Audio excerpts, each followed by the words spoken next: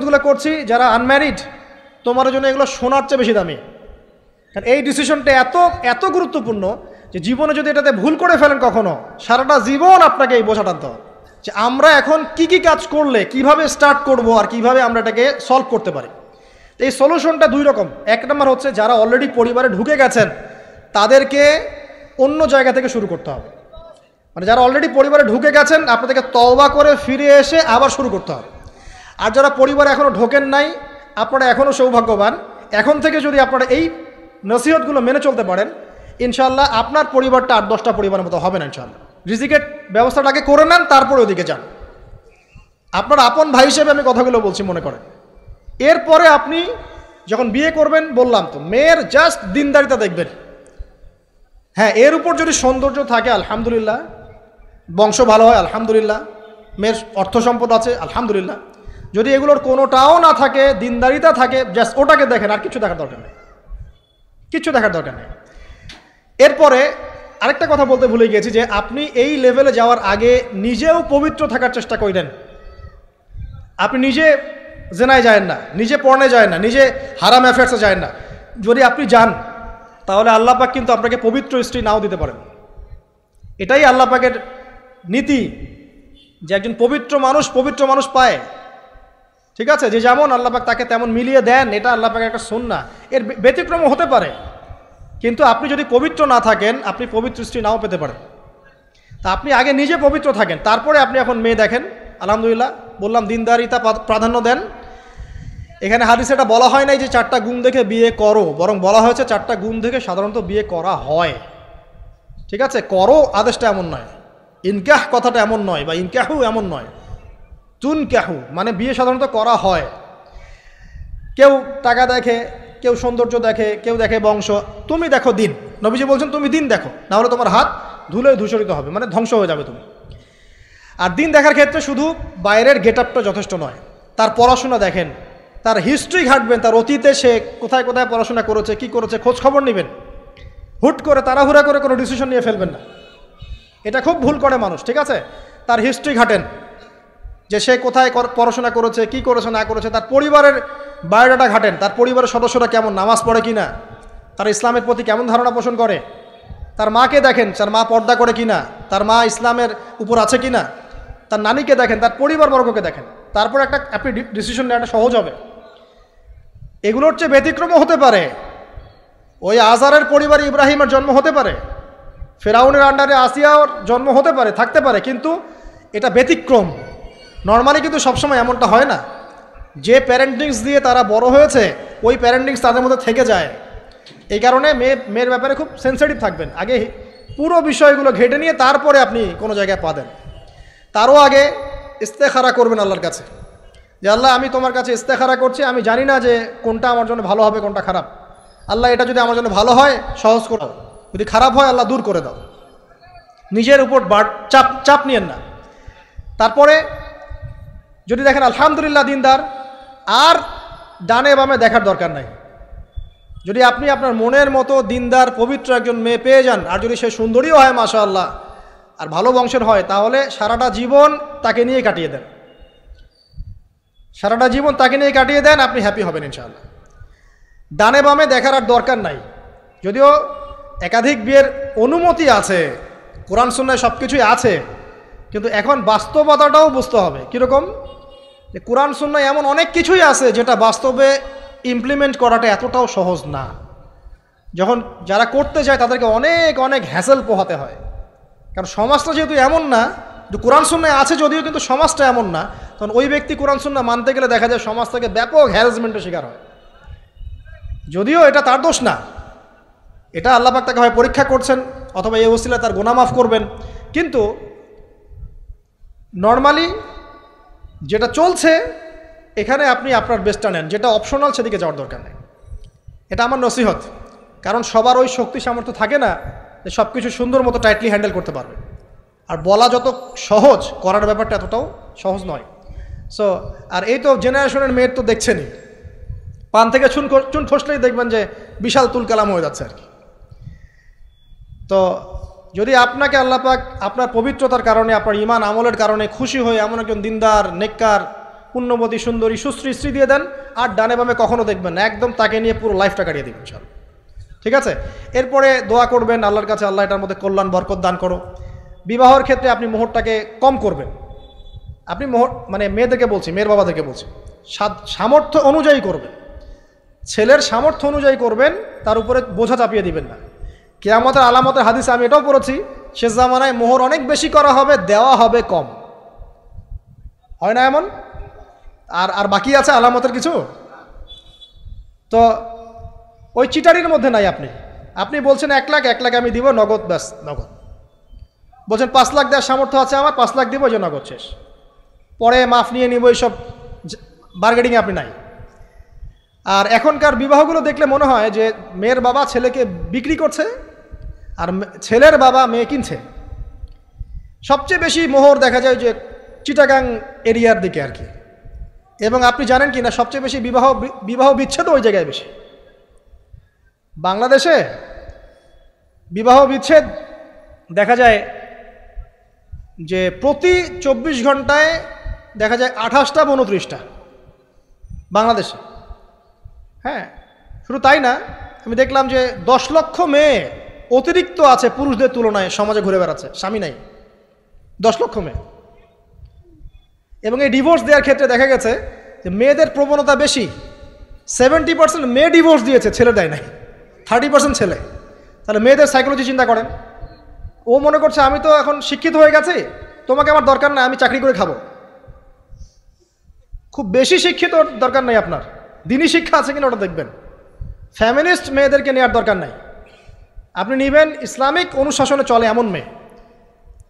এরপর যখন পরিবার স্টার্ট হবে, আল্লাহর কাছে বরকত চাবেন, বিয়েটা সহজ করে নেবেন। যে বিয়েতে খরচ যত কম, সে বিয়েতে আল্লাহর বরকত তত বেশি। হাদিস। অলিমা হবে, মাশাআল্লাহ, আপনার বিবাহিত জীবন মোবারক হোক, দোয়া করি। এরপরে দেখবেন উভয়ের মাঝখানে আল্লাহ পাক আপনাদের মাঝখানে ভালোবাসা ঢালবেন ইনশাআল্লাহ। সূরা রুমের মধ্যে আল্লাহ পাক বলেছেন, ওয়াজআলা বাইনাকুম মাওয়াদ্দাতা ওয়া রাহমা, আমি আল্লাহ স্বামী স্ত্রীর মাঝখানে ভালোবাসার ভ্রাতৃত্ব ঢেলে দিয়েছি। এটা আল্লাহ পাকের একটা আয়াত, নিদর্শন।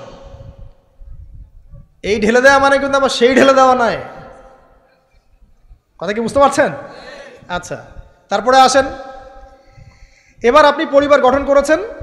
এখানে আমি কয়েকটা কথা বলি যে উভয়ের মাঝখানে খুব চূড়ান্ত লেভেলের ভালোবাসা এটাই যথেষ্ট নয় পরিবার সুখী হওয়ার জন্য। পরিবারের মধ্যে এখন থাকতে হবে সলাত। কি থাকতে হবে ভাই? সলাত।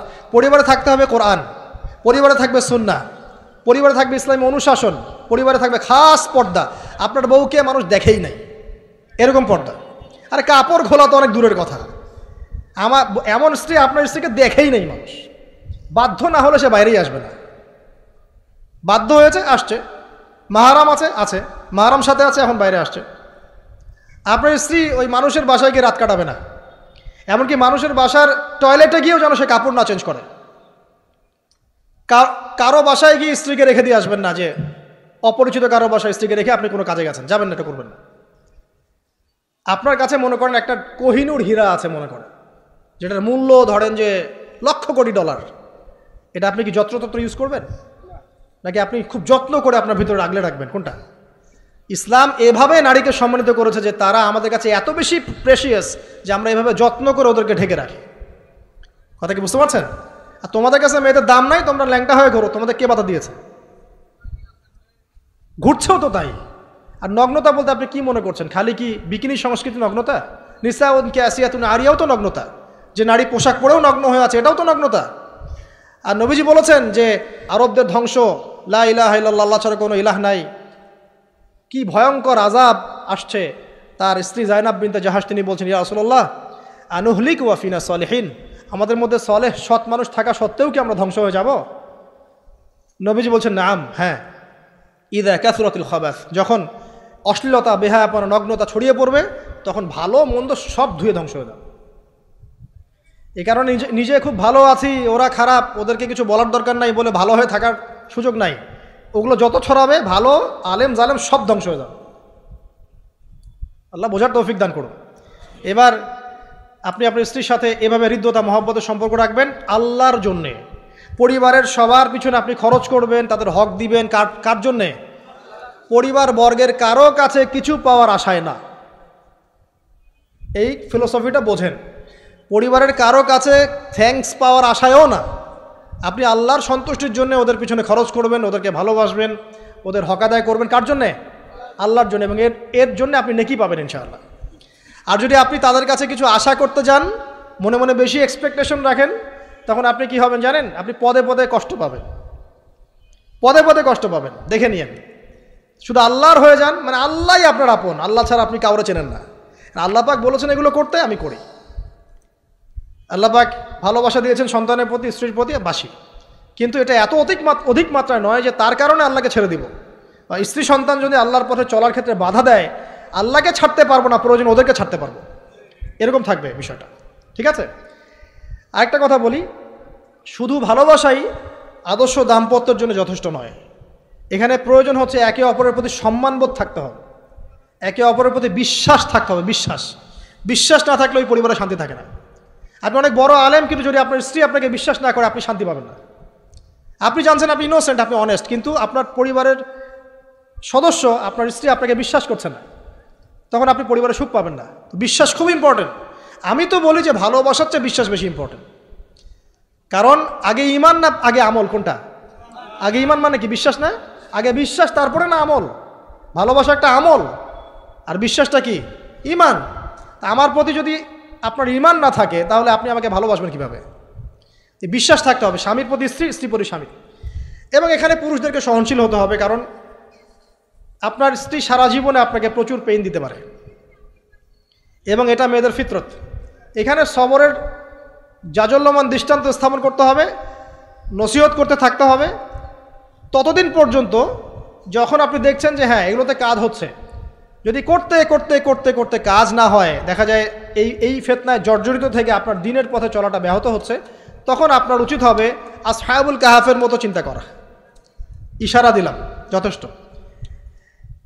পরিবারে পর্দা থাকবে, সন্তান হবে। এখন আলহামদুলিল্লাহ সন্তানদেরকে প্রতিপালন করবেন ওই যে মা হাজেরা তার মতো, ওই যে আপনার কি বলবো, রাসূলুল্লাহ সাল্লাল্লাহু আলাইহি ওয়াসাল্লামের সাহাবায়ে কেরাম তাদের মতো করে। এমনকি আমাদের নবীজিকে তার চাচা, তার দাদারা যেভাবে লালন পালন করেছেন, ভালোবাসা দিয়ে, হৃদ্যতা দিয়ে, এভাবে সন্তানকে ভালোবাসবেন, সন্তানের কথাগুলো শুনবেন, বাচ্চাদেরকে মূল্যায়ন করবেন। বাচ্চারা কি খাবার খাচ্ছে খুব ভালো করে খেয়াল রাখবেন। বাচ্চা নেওয়ার সময় বা বাচ্চা নেওয়ার চেষ্টা করার সময় দোয়া পড়বেন, এবং সবসময় সেজদায় নামাজে দোয়া করবেন পরিবারের জন্য, বাচ্চাদের জন্য, যে আল্লাহ আমার পরিবারের উপর শান্তি দাও, বাচ্চাদেরকে ভালো মানুষ বানাও। রব্বানা হাব লানা মিন আজওয়াজিনা ওয়া যুররিয়াতিনা কুররাতা আয়ুন ওয়াজআলনা লিল মুত্তাকিনা ইমামা। এই দোয়া বেশি বেশি করবেন। রব্বি হাবলি মিনাস সালিহিন বেশি বেশি করবেন। আপনার একটা নেক সন্তান আগামীতে এই উম্মতের দায়িত্ব নিতে পারবে ইনশাআল্লাহ। হাজার হাজার গবাদি পশু দরকার আছে? একটা ইব্রাহিম, একটা ওমর, একটা খালিদ বিন ওয়ালিদ আপনি জন্ম দিয়ে দেখান, ওই একজনই যথেষ্ট ইনশাআল্লাহ তাআলা। পারবেন না ইনশাআল্লাহ? সন্তানের কথা শুনতে হবে। প্যারেন্টিংস একটা বই আছে, বাজারে পাওয়া যায়, কিনে নেন।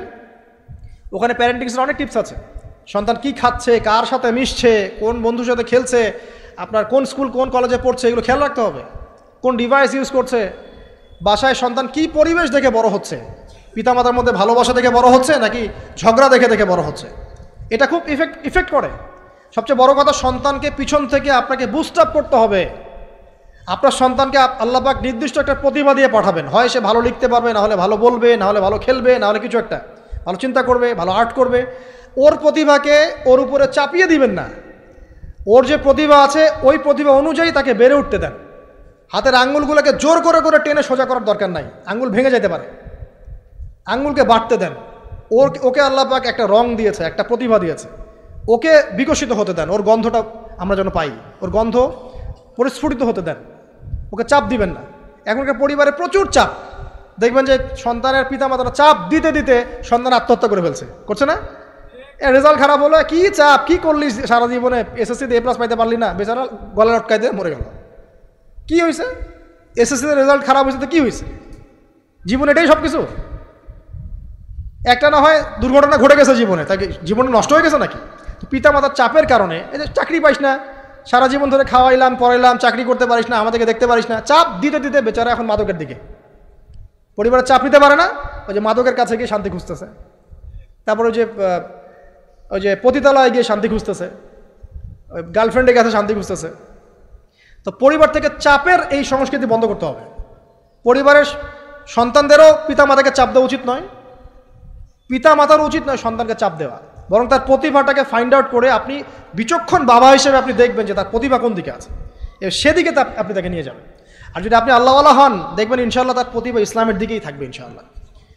ইমাম বুখারীর মায়ের কথা শোনেন নাই? তার মা সারাদিন কান্নাকাটি করে দোয়া করতো, আল্লাহ আমার ছেলেটাকে দিনের জন্য কবুল করো, আমার ছেলেটাকে দিনের জন্য কবুল করো। তার চোখের সমস্যা ছিল, তিনি চোখে ভালো করে দেখতে পারতেন না, মায়ের দোয়ার বদৌলতে আল্লাহ পাক তার চোখের সমস্যা দূর করে দিয়েছেন।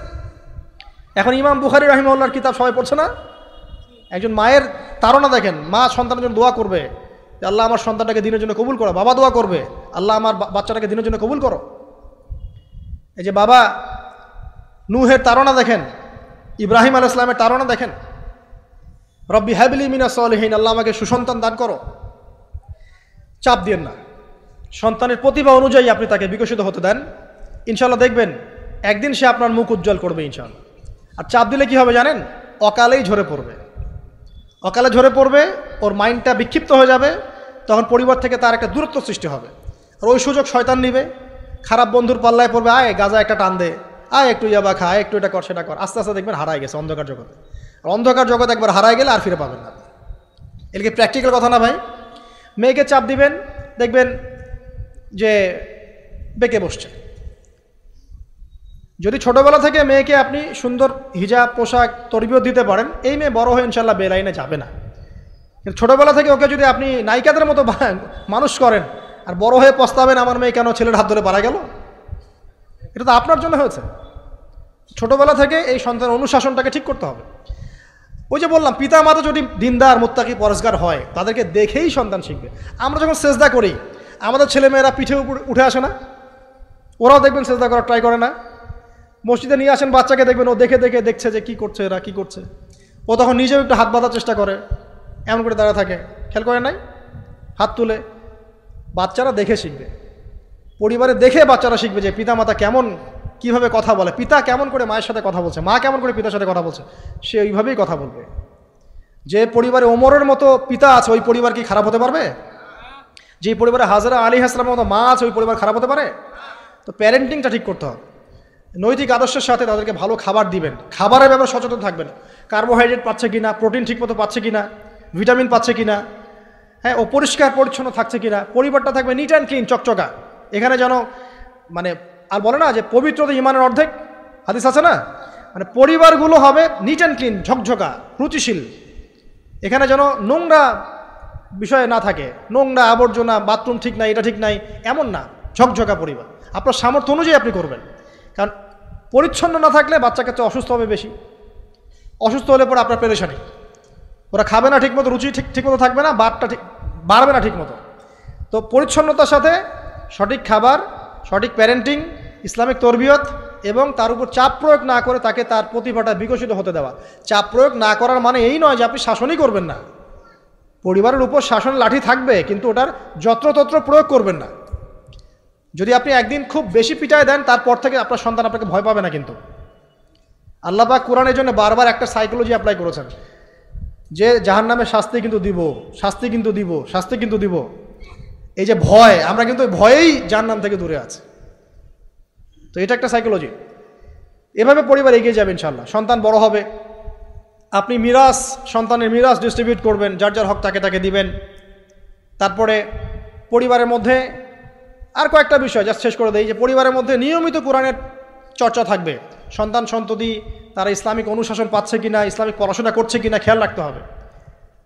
যদি জেনারেল লাইনেও পড়ে, তারপরেও আপনি ইসলামিক টিচার দিয়ে হলেও, মাদ্রাসায় পার্ট টাইম মাদ্রাসা দিয়ে হলেও কোরআন শেখান, হিফজ করান, ওকে এদিকে করে তোলেন, ওদিকে করে তোলেন ইনশাআল্লাহ।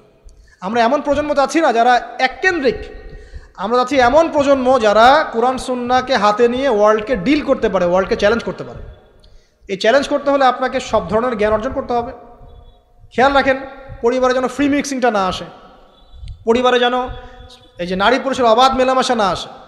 বেশিরভাগ ধর্ষণ হয়েছে বাংলাদেশে কাছের মানুষদেরকে দিয়ে, চাচার মাধ্যমে, মামার মাধ্যমে, কাজিনের মাধ্যমে, খালাতো ভাইয়ের মাধ্যমে, খালাতো ফুফাতো ভাইয়ের মাধ্যমে, কাছের মানুষদের দ্বারা বেশি রেপ হয়েছে বাংলাদেশে, জরিপ পরিসংখ্যান দেখেন। অতএব ইসলাম যে বলেছে পর্দার বিষয়, এটা এমনি এমনি বলে নাই, ও কাজিন হয় ওর সামনে এত ইয়া করার কি আছে, এইসব কনসেপ্ট চলবে না। পর্দাটা একদম ম্যান্ডেটরি। পরিবারের সালাম, পর্দা, অনুশাসন, এটা ম্যান্ডেটরি বিষয়। না খেয়ে মরে যান তাও পর্দা ছাড়া যাবে না। মানে বিষয়টা এমন স্ট্রিক্টলি নিতে হবে, যদিও বা বাধ্যগত অবস্থায় আল্লাহ পাক আপনাকে ছাড় দিয়েছেন, কিন্তু আপনাকে এইভাবে শক্তভাবে ধরতে হবে। আল্লাহ পাক তৌফিক দান করুন। এর পাশাপাশি কিছু বিষয় বলবো যেগুলো মোটেই পরিবারে ঢোকানো যাবে না, এটা বলে শেষ করছি 2 মিনিট। 1, পরিবারের শিরক ঢোকানো যাবে না। শিরক কি কি, কত প্রকার, এটার জন্য কিতাবুত তাওহীদ নামে একটা বই আছে, পড়েন ইনশাল্লাহ পারবেন। পরিবারে বেদাতি আমল ঢোকানো যাবে না। 2, 3, পরিবারে হারাম রিজিক ঢুকানো। পরিবারে হারাম রিজিক ঢুকবে, ওই হারাম রিজিকের মানে টাকা দিয়ে আপনার রক্ত মাংস তৈরি হবে, এই রক্ত মাংস কিন্তু আল্লাহর অনুগত হবে না, ইল্লা মাশা আল্লাহ। হারাম রিজিক থেকে দূরে থাকতে হবে। পরিবারের মধ্যে ক্রন্দল যেন না থাকে, এই চেষ্টাটা আপনাকে করতে হবে। বললাম তো, এটা অ্যাভয়েড করার জন্যে আপনি আল্লাহর হয়ে যান, নসিহত করেন, হাজার নসিহত করেও যদি কাজ না হয়, আপনি নিজে আসহাবুল কাহাফ হয়ে যান, তাও ভালো। পরিবারের মধ্যে অপসংস্কৃতি যেন না ঢোকে, পরিবারের মধ্যে অশ্লীলতা যেন না ঢোকে।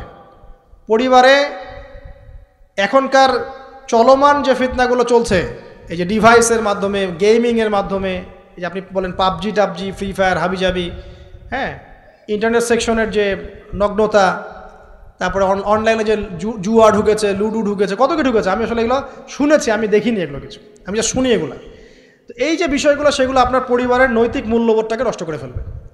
বিনোদন যদি পেতেই হয়, তাহলে বিনোদন, কায়িক বিনোদন নেন। পরিবারের সন্তানদেরকে বা আমাদের সদস্যদেরকে জিম করতে বলেন, খেলাধুলা করতে বলেন, ফুটবল খেলুক, ক্রিকেট খেলুক প্রয়োজনে। যদি গান শুনতে চান, ইসলামিক নাশিদ শোনেন, ঠিক আছে, কৌতুক চান, ইসলামিক রসিকতা করেন, ঘোরেন, প্রয়োজনে পরিবারবর্গকে নিয়ে ঘুরেন, দেশটা ঘুরে আসেন, ট্রাভেল করেন, ঘোরেন, আল্লাহর নিদর্শন দেখেন, এটাও তো এন্টারটেনমেন্ট নাকি? পরিবারকে সময় দেন, পরিবারকে সময় দিয়ে আপনি এই যে প্রাকৃতিক বিনোদনের দিকে চলে যান, ডিভাইস কেন্দ্রিক বিনোদনের দিকে যান না। নাহলে হবে কি, মাথাটা ওই ডিভাইস কেন্দ্রিক হয়ে যাবে, অস্থির, এবং এই মাথার মধ্যে আর কোরআন সুন্নাহর সঠিক জ্ঞানটা ঢুকবে না। তো এই কাজগুলো যদি আমরা না করি, ইনশাআল্লাহ পরিবার ভালো হবে। আল্লাহ রাব্বুল আলামিন আমাদের সবাইকে আদর্শ ইসলামিক পরিবার গড়ে তোলার তৌফিক দান করুন, আমিন। আর তাদের কথা বলে শেষ করি যে যারা অলরেডি ঢুকে গেছি, এই সমস্যাগুলো ফেস করছি, এখন 1 নাম্বার কাজ ভাই, আগে তওবা করে আল্লাহর কাছে ফিরে আসতে হবে যে আল্লাহ, আমি জীবনে যা ভুল করেছি, এখন থেকে আর ইনশাআল্লাহ আমরা এই আল্লাহদ্রোহী কোনো কাজে যাব না। এই তওবা ইস্তেগফার করে আপনার স্ত্রীকে ঠান্ডা মাথায় বোঝানোর চেষ্টা করতে হবে যে দেখো, আমরা তো এক পর্যায় পর্যন্ত চলেছি, জীবনটা তো অনেক দিন চলেই গেল, একসময় মরতে হবে। তো আমরা আল্লাহ এবং তার রাসূলের কথা শুনি, ফিরে আসি, অল্প অল্প করে শুরু করে নামাজটা পড়ো, তুমি একটু পর্দাটা করো। প্রথমে খাস পর্দা করছে না হয়তো, আপনি বলেন মাথায় কাপড়টা দাও অ্যাটলিস্ট, হ্যাঁ, বাইরে সবার সামনে যেও না, দিনকাল ভালো না, এখন মেয়েদের ইজ্জত সম্মানের ঝুঁকি হচ্ছে, এভাবে বোঝানোর চেষ্টা করেন। আস্তে আস্তে তওবা করে ফিরে আসলে পরে তখন আপনি নামাজটাকে বাড়ান, নফল আমল বাড়ান, দান সদকা বাড়ান, এবং বেশি থেকে বেশি আল্লাহর কাছে দোয়া করেন, আল্লাহ আমার পরিবারটাকে হেফাজত করো, আল্লাহ আমার পরিবারটাকে হেফাজত করো, বলতে থাকেন। এবং দিনই কাজে পরিবারকে ব্যস্ত রাখেন, এবং এরকম আদর্শ পরিবারগুলোর মধ্যে একটা কমিউনিটি গড়ার চেষ্টা করেন, অভ্যন্তরীণ যোগাযোগ রাখার চেষ্টা করেন। না হলে একা একা তো চলা যাবে না। আপনি আদর্শ পরিবার গড়েছেন, পাশের বাড়ির লোকটা করে নাই, তখন সেখানে গিয়ে আপনার সন্তান শিখবে, সেখানে গিয়ে আপনার স্ত্রী শিখবে। তো দিনই পরিবারগুলোর মধ্যে একটা হৃদ্যতা, ভালোবাসা এবং নেটওয়ার্কিং তৈরি করেন। পাশাপাশি দিনই প্রতিষ্ঠান গড়ে তোলেন, প্রতিষ্ঠানের মাধ্যমে কিন্তু পরিবারের লোকজনের সাথে দেখা সাক্ষাৎ হবে, অনেকগুলো পরিবার সেখানে বাচ্চা কাচ্চা ভর্তি করা হবে, সেখানে দেখবেন একটা কমিউনিটি আপনি পাচ্ছেন। তো এভাবে শেষ করে দেয়, এভাবে তাওহীদের চর্চা 1, সুন্নতের প্রতিষ্ঠা 2, 3 হালাল রিজিক, 4 হৃদ্যতা ভালোবাসা, 5 সবর ধৈর্য, 6 আল্লাহর কাছে দোয়া, বেশি বেশি দোয়া, 7 কি পর্দা, 8 অপসংস্কৃতির প্রতিরোধ, ঠিক আছে, 9 সন্তানদেরকে আগামী প্রজন্মে, আগামী মুসলিম জেনারেশনকে লিড দেওয়ার মতো করে তৈরি করা, আর 10 মনে করেন আমাদের মেয়েদের দিকে, স্পেশালি মেয়ে শিশু, কন্যা হোক, মেয়ে হোক, বোন হোক, মা হোক, তাদের দিকে স্পেশাল নজর রাখা। এই কাজগুলো করার মধ্য দিয়ে ইনশাআল্লাহ তাআলা আমরা ব্যক্তিগত পর্যায়ে আপোষে একটা আদর্শ পরিবার জান্নাতের টুকরা করতে পারবো ইনশাআল্লাহ আযজা ওয়া জাল। এবং এই টুকরাগুলো যখন একে অপরের সাথে কানেক্টেড থাকবে তখন আদর্শ সমাজ হবে ইনশাআল্লাহ। যখন এরকম করে পরিবারগুলো গড়ে উঠবে তখন সমাজের কাঠামো চেঞ্জ হয়ে যাবে, আর ওই সমাজকে দিয়ে আপনি ইনশাআল্লাহ ইসলামিক কোনো রেভলিউশন প্রতিষ্ঠা করতে পারবেন, আদারওয়াইজ হয়তো পারবেন না। তো এর বিপরীতে যা আছে সবই শয়তানের কাজ, জাহেলিয়াত, ফাসেকি, জুলুম, অন্যায়, পাপাচার। এগুলো থেকে সম্পূর্ণ তওবা করে আল্লাহ পাক আমাদেরকে জান্নাতি আদর্শ পরিবার গড়ে তোলা তৌফিক এনায়েত করুন, আমিন। আল্লাহ রাব্বুল আলামিন আমাদেরকে যে মুসলিম পরিবারে জন্মগ্রহণ করার তৌফিক দিয়েছেন, এই কৃতজ্ঞতা আমরা কিয়ামত পর্যন্ত সিজদায় পড়ে থাকলেও আদায় হবে না। কিন্তু মুসলমান আমরা যারা এখন উম্মতে মুহাম্মাদের অংশ, তাদের বেশিরভাগ এই চেতনাটা ভুলে গেছে যে আমরা মুসলিম, আমরা স্বতন্ত্র একটা জাতি। আমার আকীদা, আমার আমল, আমার ওঠা বসা, আমার চলাফেরা, আমার পরিবার, আমার ব্যবসা, আমার রাজনীতি, আমার রাষ্ট্রনীতি 8-10 জনের মতো হতে পারে না। আমি স্বতন্ত্র একটা জাতির অনন্য বৈশিষ্ট্য ধারণ করি, আমি একজন মুসলিম। এই গায়রতটাই আমাদের মধ্য থেকে আজকে উঠে গেছে। আল্লাহ পাক বলেছেন সূরা ইব্রাহিমের মধ্যে, লাইন শাকারতুম লাযীদান্নাকুম, যদি তোমরা আমার শুকরিয়া আদায় করো, কৃতজ্ঞ হও, আমি তোমাদের প্রতি আমার নিয়ামতকে বাড়াই দেব ইনশাআল্লাহ। সুবহানাল্লাহ। ওয়া লাইন কাফারতুম, আর তোমরা যদি কুফরি করো, আমার নিয়ামতগুলোকে অস্বীকার করো, তাহলে জেনে রাখবো ইন্না আযাবি লাশাদীদ, আমার আযাব, আমার যে আযাব এটা অনেক কঠিন, এটা তোমরা নিতে পারবে না। সর্বপ্রথম যে নিয়ামতটা আমরা আজকে ভুলে গেছি সেটা হলো আল্লাহ পাক আমাদেরকে মুসলিম পরিবারে জন্মগ্রহণ করার তৌফিক দিয়েছে। এতটুকু চেতনা যদি আমাদের থাকতো, আমাদের মধ্যে কেউ বেনামাজে থাকতে পারত না, আল্লাহকে সেজদা না করে সে দিন রাত পার করতে পারতো না, কোশ্চিনকালেও তার পরিবারের মধ্যে বেপরদামি থাকতো না, বাহিরের সংস্কৃতির অনুসরণ থাকতো না, তার অর্থ ব্যবস্থার মধ্যে সুদ থাকতেই পারতো না, সুদের কোনো স্থানই থাকতো না যদি তার চেতনা থাকতো আমি একজন মুসলিম। তার রাজনীতির মধ্যে বিজাতীয় কোনো দর্শন থাকতে পারতো না, সেদিকে মসজিদে সেজদাও করতো, বাইরে গিয়ে পশ্চিমা দর্শন ফলো করতো, এমনটা হতো না। সে আল্লাহ পাকের জমিন আল্লাহর খলিফা হওয়ার চেষ্টা করতো, আল্লাহর জমিনে আল্লাহর খলিফা হওয়ার চেষ্টা করতো, কারণ এই উদ্দেশ্যে আমাদেরকে সৃষ্টি করা হয়েছে।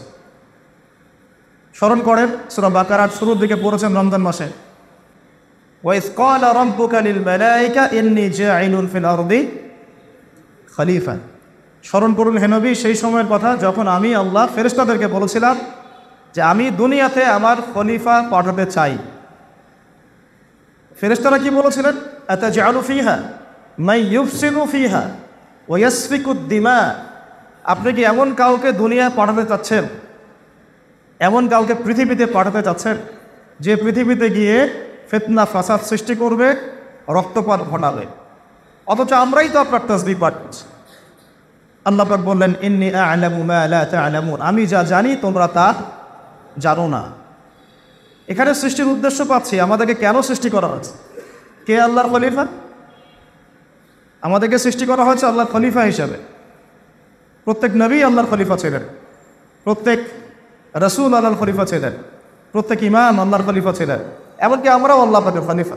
তো খলিফার অনেক দায়িত্ব, তার মধ্যে একটা অন্যতম দায়িত্ব হচ্ছে সে দুনিয়াতে তার রবের বিধান মোতাবেক চলবে, তার পরিবার চালাবে, তার সমাজ চালাবে, তার সামর্থ্য থাকলে রাষ্ট্র চালাবে, বিশ্ব চালাবে। এটা একটা খলিফার কাজ। এই দায়িত্ব কি আদম আলাইহিস সালাম পালন করেন নাই? বেশক করেছেন। নূহ আলাইহিস সালাম পালন করেন নাই? বেশক। নবী মূসা, ঈসা, নবী ইউসুফ, সুলাইমান, দাউদ, এমনকি মুহাম্মদুর রাসূলুল্লাহ সাল্লাল্লাহু আলাইহি ওয়াসাল্লাম কি এই দায়িত্বই পালন করেন নাই? আজকে উম্মতে মুহাম্মাদের মধ্যে এই চেতনাই নাই। তো আমরা শুকরিয়া আদায় করি, আল্লাহ পাক আমাদেরকে যেন শুকরিয়া আদায় করার তৌফিক দান করেন, কৃতজ্ঞ বান্দা হওয়ার মতো হওয়ার তৌফিক দান করেন। আল্লাহ পাক কিন্তু বলেছেন, এই শেষের দিকে আছে, শেষের 10 পারার মধ্যেই, যে আমার ওয়া কালিলুম মিন ইবাদিয়াশ শাকুর, আমার শুকরগুজার বান্দা যারা, এদের সংখ্যা আসলে কম, নিতান্তই কম। আমরা একটা ঘটনা দিকে ফোকাস করি, তাহলে আমরা বুঝতে পারবো যে আমাদের প্রতি আল্লাহ পাকের এটা কত বড় কৃতজ্ঞতা। বেশি ওয়াজ করতে হবে না, কথা কম। আর বেশি ওয়াজ করলে মানুষ মনে রাখতে পারে না।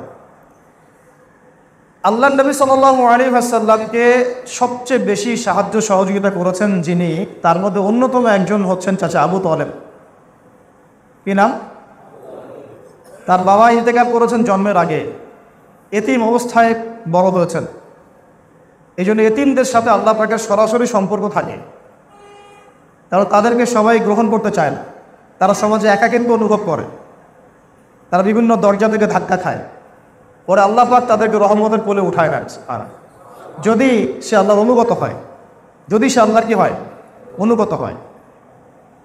আল্লাহ পাক নবী মুহাম্মদ সাল্লাল্লাহু আলাইহি ওয়াসাল্লামকে মনের কষ্টের সময় বলেছেন, আলাম ইয়াজিদকা ইয়াতীমান ফাআওয়া, আমি কি তোমাকে ইতিম অবস্থায় পাই নাই? আমি কি তোমাকে ইতিম অবস্থায় পাইনি? তারপরে কি তোমাকে আমি প্রতিপালন করিনি? ওয়াজাদাকা দাল্লান ফাহাদা ওয়াজাদাকা আইলান ফাআগনা। শেষে আল্লাহ সূরা শেষে কি বলেছেন? ফাম্মাল ইয়াতীমা ফালা তাকহার, তুমি এতিম অবস্থায় ছিলে, আমি তোমার উপর এগুলো নিয়ামত দিয়েছি, অতএব তুমি এতিমদের প্রতি আর কঠোর হয়েও না। তুমি এতিমদের প্রতি কি হয় না, কঠোর হয়েও না। ওয়াম্মা সাইলা ফালা তানহার, কেউ যদি হাত পাতে চায় হাতটাকে খালি ফিরায় দিও না। আল্লাহ নবী কারো হাত খালি ফিরায় দিয়েছেন কখনো? কোনোদিনও না। উপস্থিতি কেমন আছেন আপনারা?